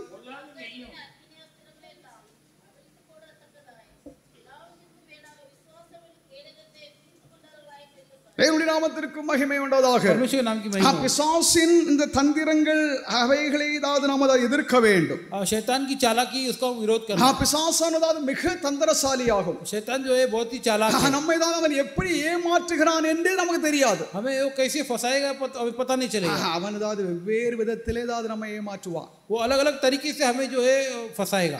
எப்படி அவன் தான் நம்மளை நம்ம வசப்படுத்துகிறான், நம்ம ஏமாற்றுகிறான்னு சொல்லி நமக்கே தெரியாது. वो कैसे हमें फंसाएगा हमें पता नहीं चलेगा. அப்போ நாம் ரொம்ப ஞானம் உள்ளவர்களாக, புத்திசாலிகளாக இருந்தோம் என்றால் பிசாசானது நம்மை தந்திரமாக நம்மை வஞ்சிக்க முடியாது. अगर हम बहुत ही ज्ञान से रहेंगे तो वो नहीं कर पाएंगे. நமக்கு ஒரு எதிரி ஒருவன் உண்டு. हमारा एक विरोधी एक है. நமக்கு ஒரு எதிரி, ஒரு ஆன்மீக ஒரு எதிரி ஒருத்தன் உண்டு. हमारा जो एक आत्मिक विरोधी एक है. அதை நீங்கள் ஒருபோதும் மறந்துடாதீங்க. वो कभी भूलना नहीं. உங்களுக்கு ஒரு எதிரி உண்டு. जो तुम्हारा एक நம்முடைய ஆன்மீக வாழ்க்கைக்கு ஒரு எதிரி ஒருத்தன் இருக்கிறான். आत्मिक जिंदगी का एक विरोधी है. ஆதலால் அவனுக்கு விரோதமாக நீங்கள் செயல்பட வேண்டும் என்றால், उसके विरुद्ध का कार्य करना है. அவனுடைய தந்திரங்களை நீங்கள் அறிந்து அவனை மேற்கொள்ள வேண்டும் என்றால், उसके चाल को समझ के उस पे जीतना है. तो பவுல் சொல்லுகிறது இந்த ஆயுதத்தை நாம் எடுத்துக்கொள்ள வேண்டும். जब पौलुस कहता है कि ये जो शस्त्र को हम लेना है. விசுவாசம் என்பது கேடகத்தை நாம் பிடித்துக் கொள்ள வேண்டும். विश्वास जो है शस्त्र की तरह हम रखना है. நாமத்திற்கு ஸ்தோத்திரம். परमेश्वर के नाम की महिमा. இந்த உலகத்திலே நம்முடையதாவது இந்த போராட்டம் இது மாம்ச போராட்டம் அல்ல. इस संसार में जो संघर्ष है वो शारीरिक नहीं है। இது மனிதனோடு மனிதன் ஏதாவது போராடுகிறது, அது ஒரு யுத்தம் அல்ல. ये मनुष्यों के बीच का युद्ध नहीं है। ஒருவேளை ஏதாவது நம்முடைய வாழ்க்கையில் ஏதாவது பல ஏதாவது மனிதர்கள் தான் நம்மோட போராடுகிறாங்க. संसार में कुछ मनुष्य हमसे ஆனால் டெக்னிக்கலி உண்மையாக அவர்கள் ஏதாவது அவர்களோடு போராடவில்லை. लेकिन सच बात है वो लोग हमसे संघर्ष नहीं करते। அப்படிப்பட்டவர்களை ஏக்கும் ஒரு தீய ஆவி, ऐसे लोगों को उकसाने वाला एक जो बुरी आत्मा, அவர்களை ஏக்கும் சாத்தான், उसको जो उकसाने वाला जो शैतान, அவனுடைய தந்திரங்களை நாம் அறிந்து அவனுக்கு விரோதமாக நாம் செயல்பட வேண்டுமே ஒழிய उनके चाल को समझ के उसके विरुद्ध काम करना है। இந்த மனிதர்களுக்கு விரோதமாக நாம் சண்டை போட்டு வாக்குவாதம் செல்லி அது நம்ம ஜெயிக்கிறது அது அது ரொம்ப அற்பமான ஒரு காரியமா. मनुष्य के साथ झगड़ा करके जीतना कोई बड़ी बात नहीं है। தேவனுடைய நாமத்திற்கு ஸ்தோத்திரம். ஆத்மீக ஒரு போராட்டமாகும், आत्मिक एक संघर्ष। இங்கதான் நம்ம தான் ஏற்கனவே எடுத்துக்கொண்ட வாக்கியத்தில் ஏதாவது அஸ்திவாரங்கள் ஏதாவது அவைகள் நிர்மூலமாய் கொண்டிருக்கிறது. यहाँ पे हमने देखा तो नीवे जो है वो ढा दी जा रही है। சாத்தான் அவனுடைய வாழ்க்கை ஏதாவது நிர்மூலமாக்க ஏதாவது அவன் திட்டமிட்டிருக்கிறான். शैतान जो है हमारी जिंदगी हमें जो निर्बल करने के लिए उसने इच्छा किया। இந்த பூமிக்குரியதாத இந்த மண்டலத்திலே इस सांसारिक जो बातों में ஒரு ஆன்மீக ஒரு அரங்கத்தில் ஏதாவது யுத்தம் நடந்து கொண்டிருக்கிறது. आत्मिक जो एक मैदान में जो है युद्ध हो रहा है। சத்தியத்திற்கும் அதாவது சத்தியமற்ற பொய்க்கும் அதாவது விரோதத்தில் அதாவது ஒரு பெரிய ஏதாவது போராட்டம். सत्य और जो है झूठ के बीच में एक बड़ा लड़ाई हो रहा है। பரிசுத்தத்திற்கும் அசுத்தத்திற்கும் அதாவது ஒரு போராட்டம். पवित्रता और अशुद्धता के बीच में एक बड़ा लड़ाई। மனிதனுக்கும் பிசாசுக்கும் அதாவது ஒரு போராட்டம். मनुष्य और शैतान के बीच में लड़ाई। நீதியும் அதாவது அநீதிக்கும் அதாவது ஒரு போராட்டம். धर्म और अधर्म का लड़ाई। இவைகள் எல்லாம் அதாவது நம்முடைய வாழ்க்கையில் அதாவது நிகழ்ந்து கொண்டிருக்கிறது. ये हमारी जिंदगी में होता रहता है। இந்த ஆன்மீக அரங்கத்திலே इस आत्मिक मैदान में நாம் எப்படி தான் இருக்க வேண்டும் என்று சொல்லி வேதம் நமக்கு கற்றுத் தருகிறது. कैसे रहना करके शास्त्र बताता है। நீங்கள் கிறிஸ்துவில் இருந்தீர்கள் என்றால் अगर मसीह में रहोगे तो சாத்தான் அதாவது உங்களை ஏதாவது எதிர்ப்பான். शैतान जो है तुम्हारा विरोध करेगा। நல்லா கவனிச்சுக்காங்க. ये गौर करने वाली बात। நீங்கள் கிறிஸ்துவில் இருந்தீர்கள் என்றால் अगर मसीह में हम रहेंगे तो சாத்தான் அதாவது நம்மை எதிர்ப்பான். शैतान हमारा विरोधी हो நம்ம जाएगा, ஏதாவது விட்டு விட மாட்டான். हमें नहीं छोड़ेगा। ஏய் சாத்தான் இயேசுவே தான் விடல. शैतान ने जब यीशु मसीह को नहीं छोड़ा, மத்திய எழுதின சுவிசேஷத்தில் எழுதப்படாததா ஒரு ஒரு பகுதி ஏதாவது லூக்கா எழுதுகிறார். मत्ती में जो नहीं लिखा एक बात तो लूका में लिखा है। சாத்தான் இயேசு அதாவது சோதிக்கப்படாத அதாவது அவரை ஏதாவது ஒரு உயர்ந்த மலைக்கு கொண்டு போனான் என்று சொல்லி லூக்கா எழுதுகிறார். शैतान यीशु मसीह की परीक्षा लेने के लिए एक ऊंचे चट्टान में लेके गया। இது ஒரு கேள்வி. ये एक सवाल। அது எப்படி சாத்தான் அதாவது இயேசுவை தான் கூட்டிக்கிட்டு போனா? एक सवाल था कि एक यीशु कैसे शैतान यीशु मसीह को ले जा सकता है। என்னதாவது இயேசு ஏந்திக்கிட்டு தான் தூக்கிக்கிட்டு போனானா? शैतान क्या यीशु मसीह उठा के लेके गया? இல்ல இல்ல இயேசுவை வாரம் கையை பிடிச்சிட்டு இப்படி இழுத்துட்டு போனானா? ऐसे यीशु मसीह का हाथ पकड़ के लेके गया। அது என்னதான் அர்த்தம்? उसका मतलब क्या है? அவர் சோதிக்கப்பட वे जो है उनकी परीक्षा होने के लिए அதாவது அவரும் அதாவது இப்படிப்பட்ட சோதனைக்குள்ளாக அவர் தான் சென்றார். उस परीक्षा में खुद को गए। அவர் சோதிக்கப்பட தன்னை ஏதாவது அவர் ஒப்பு கொடுத்தார். खुद की परीक्षा होने के लिए उन्होंने सौंप दिया। எனக்கு சோதனை வரக்கூடாது, मुझे परीक्षा आना नहीं है, எனக்கு சோதனை இருக்கக்கூடாது, मुझे परीक्षा होना ही नहीं है। சொன்னோம் என்றால் அது எப்படி நடைபெறும்? अगर ऐसा होगा तो कैसे चलेगा? இயேசுவே சோதிக்கப்பட்டார். यीशु मसीह की परीक्षा ली சாத்தான் गई। தான் அவரை சோதித்தான். शैतान ने भी उनका परीक्षा அவர் लिया। எப்படி தான் ஜெயம் கொண்டார்? तो कैसे उन्होंने जीत पाया? வேததாது வசனத்தை கொண்டு शास्त्र के वचन से எழுதப்பட்டதாது தேவனுடைய வார்த்தையை கொண்டு சாத்தானை ஏதாவது இயேசு மடங்கடித்தார். लिखा गया जो परमेश्वर के वचन से उन्होंने जीता। ஹalleluya हालेलुया। ஆதலால் நாம் அதாவது சாத்தானை மேற்கொள்ள வேண்டும் என்றால் इसलिए शैतान पे विजय पाना தேவனுடைய है, திவ்ய வார்த்தையை தான் நாம் பயன்படுத்த வேண்டும். परमेश्वर के वचन को हम इस्तेमाल करना है। பிசாசானவன் தான் நம்மை சோதிக்கும் நேரத்திலே शैतान जो परीक्षा लेगा, வசனத்தை தான் எடுத்து கொண்டதாவது அவனை தான் மடங்கடிக்க வேண்டும். वचन के द्वारा हम उसे हराना है, அவனை தான் விரட்ட வேண்டும். उसे भगाना है। தேவனுடைய நாமத்திற்கு ஸ்தோத்திரம். परमेश्वर के नाम की சில महिमा। நேரங்களிலே நாம் அதாவது தப்பிதமாக நாம் இதை அர்த்தப்படுத்திக் கொள்வோம். कुछ समय हम इसे जो गलत रीति पे इस्तेमाल करते हैं। சாத்தான் அதாவது நம்மை சோதிக்கிறானால் அதாவது இயேசு தன்னுடைய நியாய தீர்ப்பு நம்ம மேல் இருக்கிறதா?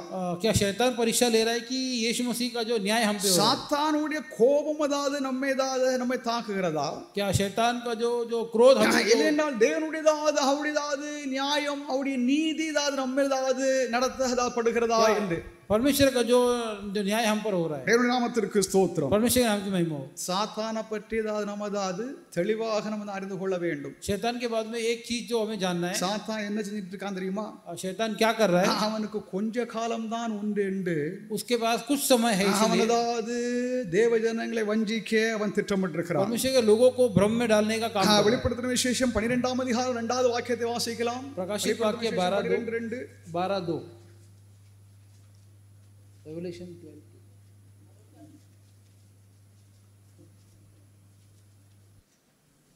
12:2. இல்ல இல்ல அது இல்ல அது இல்ல. அவனுக்கு ஏதாவது கொஞ்ச காலம் உண்டு என்று அறிந்து அவன் ஏதாவது மிகுந்ததாவது ஆத்திரத்தோடு उसके पास जो थोड़ा समय है 12வது வாக்கியத்தை வாசிங்க.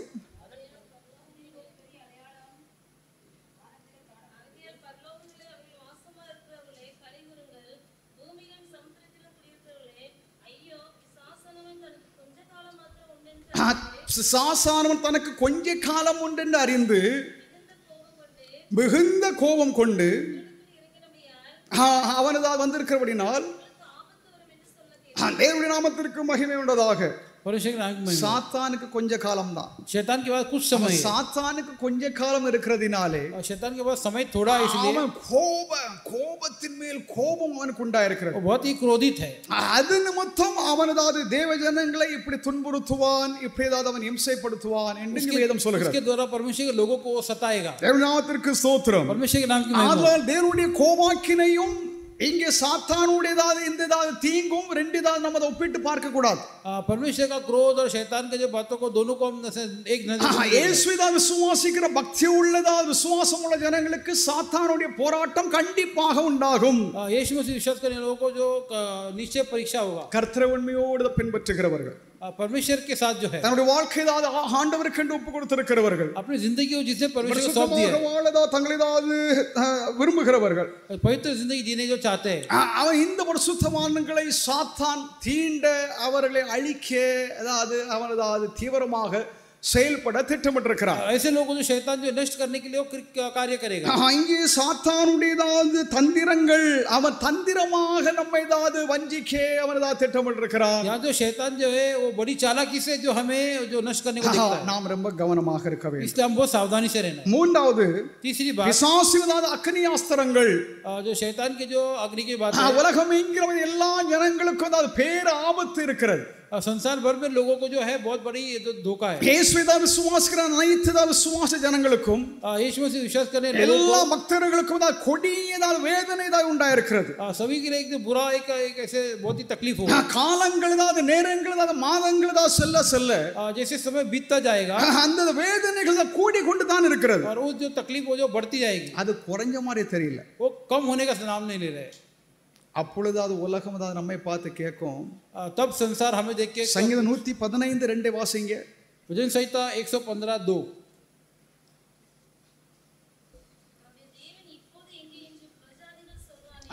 புறஜாதிகள் ஏதாவது இப்படி ஏதாவது கேள்வி கேட்கும் காலம், अन्य जाति ऐसे जो सवाल पूछने का एक समय आएगा. உங்களுடைய தேவன் எங்கே? तो उनका परमेश्वर कहाँ உங்களுடைய है? ரட்சகர் எங்கே? उद्धारकर्ता कहाँ है? உங்களை ஏதாவது மீட்டவர் எங்கே? तुम्हें जो छुड़ाने वाला कहाँ है? இது புதிய காரியம் அல்ல. एक नई बात இது नहीं. பழைய ஏற்பாட்டிலிருந்து புதிய ஏற்பாட்டு வரைக்கும் अनेक இடங்களிலே அந்நியர்கள், தேவனை பகைக்கிறவர்கள், விரோதிகள் உங்கள் தேவன் எங்கே என்று சொல்லும் ஒரு காலம். ये पुराने नियम से लेकर नया नियम तक जो अन्य जाति जो पूछने वाली बात है. நான் எவ்வளவோ ஜெபித்தேன், எவ்வளவோ மன்றாடினேன், मैं कितना ही प्रार्थना किया, मैंने कितना ही संघर्ष நான் किया, எவ்வளவோ தேவனை நான் சேவித்தேன், நான் ஊழியம் செய்தேன், मैंने कितना ही परमेश्वर का सेवा किया, நான் எவ்வளவோ தேவனுக்கு நான் கொடுத்தேன். कितने ही परमेश्वर के मैंने दान दिया. தேவனுடைய ஜெபத்தை கேட்கவில்லை. परमेश्वर ने प्रार्थना को नहीं सुना. தேவனாவது என்னை கவனிக்கவில்லை. परमेश्वर ने मेरे ध्यान नहीं दिया. அப்படிப்பட்ட நிலையில் சத்ரு அவன் கேட்பான், உங்க கடவுள் எங்க போயிட்டாரு? ऐसे हालात में भी शैतान भी पूछेगा कि उनका परमेश्वर कहाँ है. உங்களுடைய ரட்சகர் நீங்க சொல்லுகிறீங்களா, அவர் எங்க போயிட்டாரு? उद्धार कहते वो कहाँ है. நம்முடைய ஏதாவது மனதிலும் நம்முடைய ஜெபங்களிலும் சில நேரங்களிலே இப்படி எல்லாம் உங்களுக்கு உதித்திருக்கும். हमारे मन में भी और प्रार्थना के समय में ऐसे कुछ सवाल आया होगा. நம்முடைய ஆத்மீக தலைவர்கள், जो आत्मिक जो नेता है, அவர்களும் அநேகம் பெரிதாவது இப்படிப்பட்ட போராட்டத்தில் சிக்கியிருக்கிறார்கள். वे भी अनेक बार ऐसे संघर्ष में फंस गए. அநேகதாவது அன்பானதாவது இருதயமுடையதாவது ஜனங்களுடையதாவது இருதயமதாவது உடைக்கப்பட்டிருக்கிறது. ऐसे कोई लोग जो प्रेमी हृदय भी टूट गया है. பலர்களுக்கு ஏதாவது பல வேதனைகள், कईयों को कई प्रकार की जो दुख, சத்ருவானவனதாவது விசுவாசிகளதாவது அவன் குற்றம் சாட்டி கொண்டிருக்கிறான். जो शैतान जो है विश्वासियों पे दोष लगाता है. இந்த ஏதாவது போராட்டத்தில் வேதம் நமக்கு என்ன ஏதாவது ஆறுதல் தருகிறது என்பது நமக்கு புரியாமல் போயிட்டு, इस तसल्ली में शास्त्रों में क्या बातें बताता है. என்னுடைய சரீர வேதனையில் ஏதாவது எனக்கு ஆறுதல் இல்லை, எனக்கு ஆரோக்கியம் இல்லை என்றதாவது ஒரு துக்கம். मुझे से शारीरिक जो आरोग्य नहीं है वो भी एक दुख। இது தொடர்ந்து நடந்து கொண்டிருக்கிற இந்த யுத்தத்தில் உன் தேவன் எங்கே என்று சொல்லுவதாத காலத்தில் நாம் ஆளுகிறோம். और होने वाले इस युद्ध में तेरा परमेश्वर कहाँ है ऐसे बोलने का நம்ம समय है। अनेகம் பரியாசம் செய்கிறார்கள். हमें कई लोग ऐसे मजाक उड़ाते हैं। நீங்கள் ஏதாவது உங்களுடைய ரட்சகர் ஏதாவது இயேசு ரட்சகர் ரட்சகர் என்று சொல்லுகிறீங்களா? உங்க இயேசு எங்க வந்தாரு? ऐसे यीशु उद्धार करता कहते हैं लेकिन இயேசு எங்க இருக்கிறாரு? कहाँ है? ஏன் நம்மளே ஒரு சில நேரங்களில் நினைச்சிருப்பீங்க हो सकता है कुछ समय हम भी सोचो இயேசு தான் நம்ம ரட்சித்திருக்கிறார், அது அப்ப இயேசு நம்ம கிட்ட வந்த மாதிரி தெரியலையே. ऐसे यीशु मसीह ने उद्धार किया लेकिन यीशु मसीह दिख तो नहीं रहे। இது பிசாசினதாது ஒரு தந்திரமாகும். ये शैतान की एक चाल है। பிசாசினதாது அக்னிதான் ஆஸ்திரமாகும். जो शैतान की जो एक अस्त्र है। நமக்கு ஏதாவது பண நெருக்கடி, हमें जो है पैसे की रुकावट, குடும்பத்தில் ஏதாவது பலதாவது தோல்விகள், परिवार में कई हार का सामना, ஊழியத்தில் ஏதாவது வெற்றி ஏதாவது இன்மை, सेवा में जो है यश नहीं मिल रहा, பல காரியங்களிலே நாம் ஏதாவது இப்படி தோல்வி ஏதாவது அடைந்திருக்கிறதாக போல ஒரு ஏதாவது நிலையிலே ऐसे कई बातों में जब हार जो मानने समय பிசாசானவன் நம்ம ஏதாவது சோதிக்க ஏதாவது அவன் தன்னுடைய ஏதாவது ஆஸ்திரங்களை தான் அனுப்பி கொண்டிருக்கிறான். शैतान हमें परीक्षा लेने के लिए उसके कार्यों को भेजता है। எங்கே ஏதாவது தேவன் எங்கே என்று ஏதாவது கேட்கும் ஏதாவது ஒரு காலம், या परमेश्वर कहाँ है ऐसे पूछने का एक समय। தேவனுடைய நாமத்திற்கு ஸ்தோத்திரம். परमेश्वर के नाम की महिमा। 1 பேதுரு 4ஆம் அதிகாரம் 12-13 पहली पत्रस 4 उसका 12-13 में 1 பேதுரு 4:12-13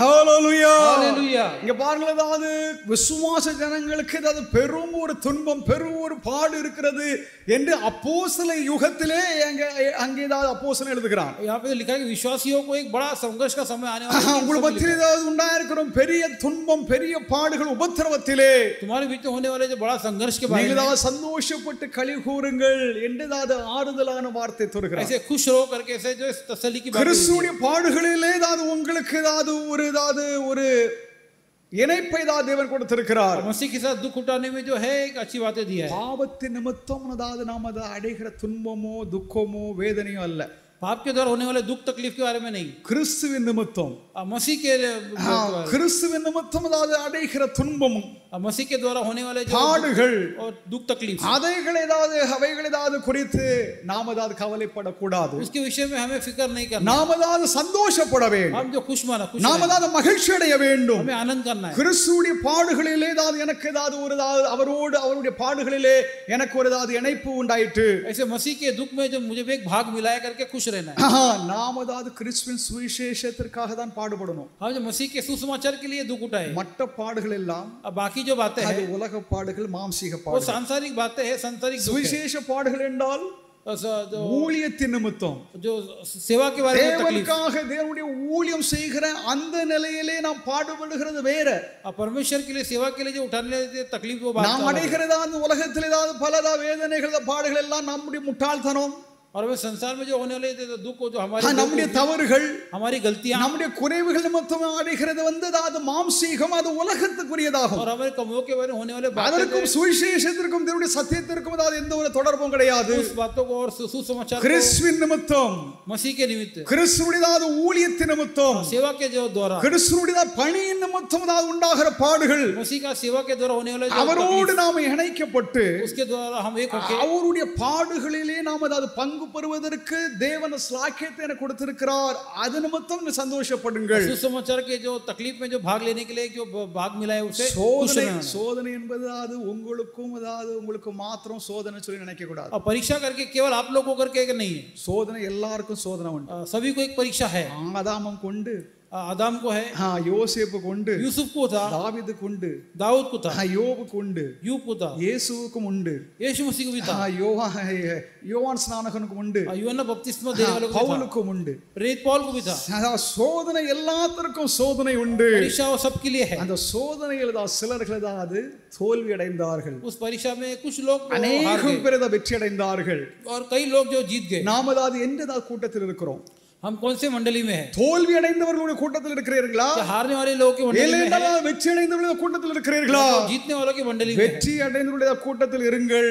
जीतने वाले मंडली में நீங்களும் रहिए. வெற்றி அடைவீர்கள். आप भी जीतोगे. ஹalleluya. हालेलुया. சோதனை எல்லாருக்கும் சோதனை உண்டு. सबको परीक्षा है. 1 கொரிந்தியர் 10ஆம் அதிகாரம் 13வது வாக்கியத்திலே 1 कोरिन्थियों 10:13 மனிதருக்கு தான் பொதுவாக தான் சாதாரணமாக சோதனை தான் அதே போல வித்தியாசமான ஒரு சோதனை தான் நாம் அதை அடையவில்லை. தேவன் உண்மை உள்ளவராக இருக்கிறார். திராணிக்கு மிஞ்சி நாம நம்முடைய அளவை தான் தாண்டி அளவை மிஞ்சி நாம சோதனைக்குள்ளாக தேவன் நம்மை தள்ள மாட்டார். சோதனையை தாங்கத்தக்கதாக சோதனையை பொறுத்து அதிலிருந்து தப்பித்துக் கொள்ள ஒரு மார்க்கத்தை தேவன் உண்டு பண்ணுவார் என்று அது இங்கே அருமையாக சொல்லப்பட்டிருக்கிறது. தேவனுடைய நாமத்திற்கு மகிமை உண்டதாக. ஆதலால் அது சோதனை ஏதாவது அது எப்படி வந்தது, எதற்காக வந்தது என்பதை நாம் அறிந்து கொண்டோம் என்றால் इसलिए परीक्षा वो किस लिए आया और कैसे आया करके अगर जाने तो ஆறாவதாவது கவனமாக இருப்போம். हम सावधानी से रहेंगे. சோதனை ஏதாவது தேவன் தான் என்ன சோதிச்சாரா? परीक्षा क्या परमेश्वर ने परीक्षा लिया? சாத்தான் என்ன சோதிச்சானா? कि शैतान ने परीक्षा लिया என்பதை நாம் அதை அறிஞ்சிக்கிட்டீங்கன்னா अगर ये हम जान लिए तो ஈஸியாக அதிலிருந்து தப்பித்துக் கொள்ளலாம். आसानी से उससे निकल जाएंगे. நாமத்திற்கு ஸ்தோத்திரம். परमेश्वर नाम की महिमा. எல்லாவற்றுக்கும் மேலாக தான் விசுவாசம் என்னும் அந்த இந்த கேடகத்தை தான் நாம் அதை பிடித்துக் கொள்ள வேண்டும். सब बातों के ऊपर विश्वास का जो मुकुट है वो हमें पाना है. எல்லா தீங்கையும் எல்லா சாத்தானுடைய எல்லா தீங்கான செயல்களையும் அவருடைய விஷய அன்புகளையும் நாம் எதிர்த்து போராடி ஜெயம் கொள்ள விசுவாசம் மிக மிக அவசியமாகும். शैतान की सभी बातों पे विजय पाना है तो विश्वास हमें बहुत जरूरी है. சாத்தானதாவது இயேசுவை பின்பற்றுகிறதாவது இயேசுவைதாவது விசுவாசித்து இயேசுவை நம்பி அவரைதாவது பின்பற்றி செல்கிற அவர்கள் மேல் தான் அவன் டார்கெட் வச்சிருப்பான். शैतान जो है उसका जो टारगेट जो है यीशु मसीह पे विश्वास करने वाले उसको जो फॉलो करने वाले के ऊपर ही होगा. தேவனிதாவது தேவனில் அன்பு கூறுகிறவர்கள், परमेश्वर से जो தேவனை நேசிக்கிறவர்கள், परमेश्वर प्यार करते हैं அவர்களுக்கு தான் அதிக சோதனை உண்டு. उनको ही अधिक परीक्षा होगा. அதெல்லாம் நாம ஏதாவது பிரச்சனை ஏதாவது வந்துட்டு என்று சொல்லி பயப்பட வேண்டிய அவசியம் இல்லை. हम आके जो समस्या आया करके डरना नहीं है. இந்த ஏதாவது உலகம் அனைத்தும் ஏதாவது இந்த அமைப்பு ஏதாவது இந்த அஸ்திவாரங்கள் எல்லாம் ஏதாவது குலுங்கிதாவது அவைகள் எல்லாம் ஏதாவது நிர்மலமாக போகிறது. संसार भर की जो व्यवस्था है जो नींवें हैं वो डाल जाएंगी. நீதிமான்கள் என்ன செய்வார்கள்? धर्मी क्या करेंगे? நீதிமான்கள் ஏதாவது என்ன செய்வார்கள் என்று வேதம் நமக்கு ஏதாவது பல உபதேசங்களை கொடுக்கிறது. धर्मी क्या करेंगे ऐसे कई उपदेश हमें देता है. விசுவாசம் உள்ளவர்களாக தேவனுடைய வாக்குத்தத்தத்தை ஏதாவது உரத்த சத்தத்தோடு சொல்லுங்கள். ऐसे विश्वासी जो है एक ऊंची आवाज से बोलिए. விசுவாசத்தோடு தேவனுடைய வாக்குத்தத்தத்தை ஏதாவது உரத்த சத்தத்தோடு சொல்லுங்கள். विश्वास से जो है परमेश्वर का जो वचन जो है ऊंची आवाज से बोलिए. அந்த இருள் ஏதாவது சாத்தானுடைய ஏதாவது அந்த தீங்கின் மேல் ஏதாவது தேவன் ஏதாவது எனக்கு கொடுத்திருக்கிற அந்த ஏதாவது உறுதி தேவனுடைய வாக்குத்தத்தத்தை ஏதாவது நான் உரைக்கிறேன் என்று சொல்லுங்க. परमेश्वर ने जो दिया हुआ जो विक्ट्री है उसके बारे में बोलिए. ஏசாயா 54 அதிகாரம் 17வது வாக்கியம். ஏசாயா 54:17 54:17 உனக்கு விரோதமாக ஏதாவது உருவாக்கப்படும் எந்த ஆயுதம் ஏதாவது வாய்க்காதே போகும். நமக்கு விரோதமாக எழும்புகிறதாவது எந்த நியாயத்தினால் குற்றப்படுத்துவாய். இதே ஏதாவது இயேசுவை பின்பற்றுகிறதாவது விசுவாசிகள் சுதந்திரமும் அது தேவனுடைய நீதி என்று சொல்லிதாவது இங்கேதாவது ஏசாயா தீர்க்கதரிசி சொல்லுகிறார். தேவனுடைய நாமத்திற்கு ஸ்தோத்திரம். சாத்தானுடைய எந்த தீங்கும், शैतान की जो कोई भी बुराई, சாத்தானுடைய எந்த வஞ்சனையும், शैतान की कोई भी चाल, சாத்தானுடைய எந்த பயமும், शैतान का कोई भी भय ஒண்ணும் நம்மை மேற்கொள்வது இல்லை. कोई भी हमें प्रभुता नहीं करेगा. நாம் அதை குற்றப்படுத்துவதற்கு தேவன் நமக்கு ஏதாவது அதிகாரத்தை கொடுத்திருக்கிறார். वो परमेश्वर ने हमें अधिकार दिया. தேவனுடைய ஜனங்களாக இருக்கிற நாம அந்த வாக்குத்தத்தத்தை நாம உரத்த சத்தத்தோடு நீங்க பேசுங்க. परमेश्वर के लोग जो हम जो वचन को जो है ऊंचा आवाज से बोलिए. நீங்க ஜெபிக்கிற சமயத்துல இந்த வாக்கியத்தை தான் உரைத்து நீங்க பேசி சொல்லுங்க. ये प्रार्थना के समय इन वचनों को जो है நான் பயப்படுவது இல்லை. मैं न डरूंगा. நானதாவது தேவனை விட்டு பின்வாங்குவது இல்லை. मैं परमेश्वर के पीछे न हटूंगा. கர்த்தர் எனக்கு கொடுத்திருக்கிற வாக்குத்தத்தத்தின்படி, परमेश्वर ने दिया हुआ जो वचन के अनुसार, அவருடைய வாக்குத்தத்தத்தின்படி தேவன் என்னை பாதுகாப்பார். वचन के अनुसार हमें என்னை நிலைநிறுத்துவார், मुझे स्थिर करेगा, என்னை பலப்படுத்துவார், मुझे सामर्थ देगा. அவருடைய சமூகத்திலே தாழ்மை உள்ள ஒரு சேவகனாக போய் நிற்க தேவன் என்னை ஆயத்தப்படுத்துவார் என்று சொல்லி தான் நீங்கள் விசுவாசி. उनके समूह में एक नम्र सेवक के तौर पे मुझे परमेश्वर रखेगा. விசுவாசித்து இந்த வாக்குத்தத்தத்தை தான் நீங்கள் உரைத்து சொல்லுங்கள். विश्वास को जो इस वचन को जो ऊंची आवाज से बोलिए. அதாவது பவுலதாவது ஒரு அருமையானதாவது தன்னுடைய இறுதி வார்த்தையை சொல்லுகிறார். पौल जो है बहुत ही अच्छी तौर से अपने आखिरी எபேசியர் 6ஆம் அதிகாரம் 10வது வாக்கியம். इफिसियों 6:10 को पढ़िए. கடைசியாக என் சகோதரரே கர்த்தரிலும் அதாவது அவர் சத்துவத்தின் வல்லமையிலும் பலப்படுங்கள். ஹalleluya. கர்த்தரிலும் அவருடைய சத்துவத்தின் வல்லமையிலும் பலப்படுங்கள். परमेश्वर के सामर्थ्य में आगे बढ़िए. யாக்கோபு 4:7 याकूब 4:7 को पढ़िए.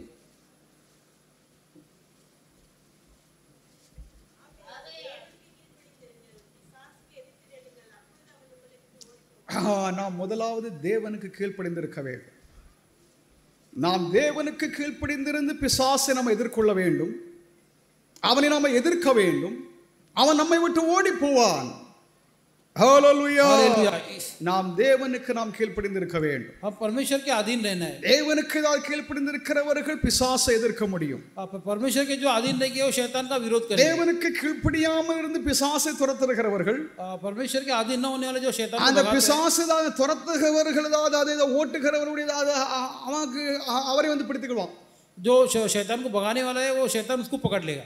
அதனால விசுவாசிகள் இந்த மாதிரி பேய் ஓட்டுகிறதாவது பேய் விரட்டுகிற அந்த இதில் சிக்கிடாதீங்க. इसलिए विश्वासी लोग इसमें शैतान को भगाता हूं करके इसमें जाके ना फंसो. ஏன்னா என்ன ஆவி என்னதா தீயதாவது என்னதா சாத்தானுடைய எதுன்னு சொல்லி நமக்கு தெரியாது. क्योंकि उसमें क्या आत्मा है क्या है पता नहीं. இந்த வசனமானது ரொம்ப ஸ்ட்ராங்கான ரொம்ப தெளிவான வாக்கியமாகும். ये वचन बहुत ही தேவனுக்கு கீழ்ப்படிந்திருந்ததால் பிசாசை எதிருங்கள். परमेश्वर का अधीन हो शैतान के विरुद्ध करना. அப்ப अनेक ஊழியர்கள் தேவனுக்கு கீழ்ப்படியாமல் अनेक सेवक जो परमेश्वर का अधीन नहीं है, தேவனுடைய சத்தியத்தை அதை விசுவாசிக்காமல் அதை நடப்பிக்காமல் परमेश्वर के सत्य को जो अधीन नहीं होके ऐसे नहीं चला, அவர்கள் பிசாசை துரத்துகிறதினாலே वे लोग शैतान को भगा रहे इसीलिए பிசாசானவன் இவர்களை பிடிச்சுக்கிடுவான்.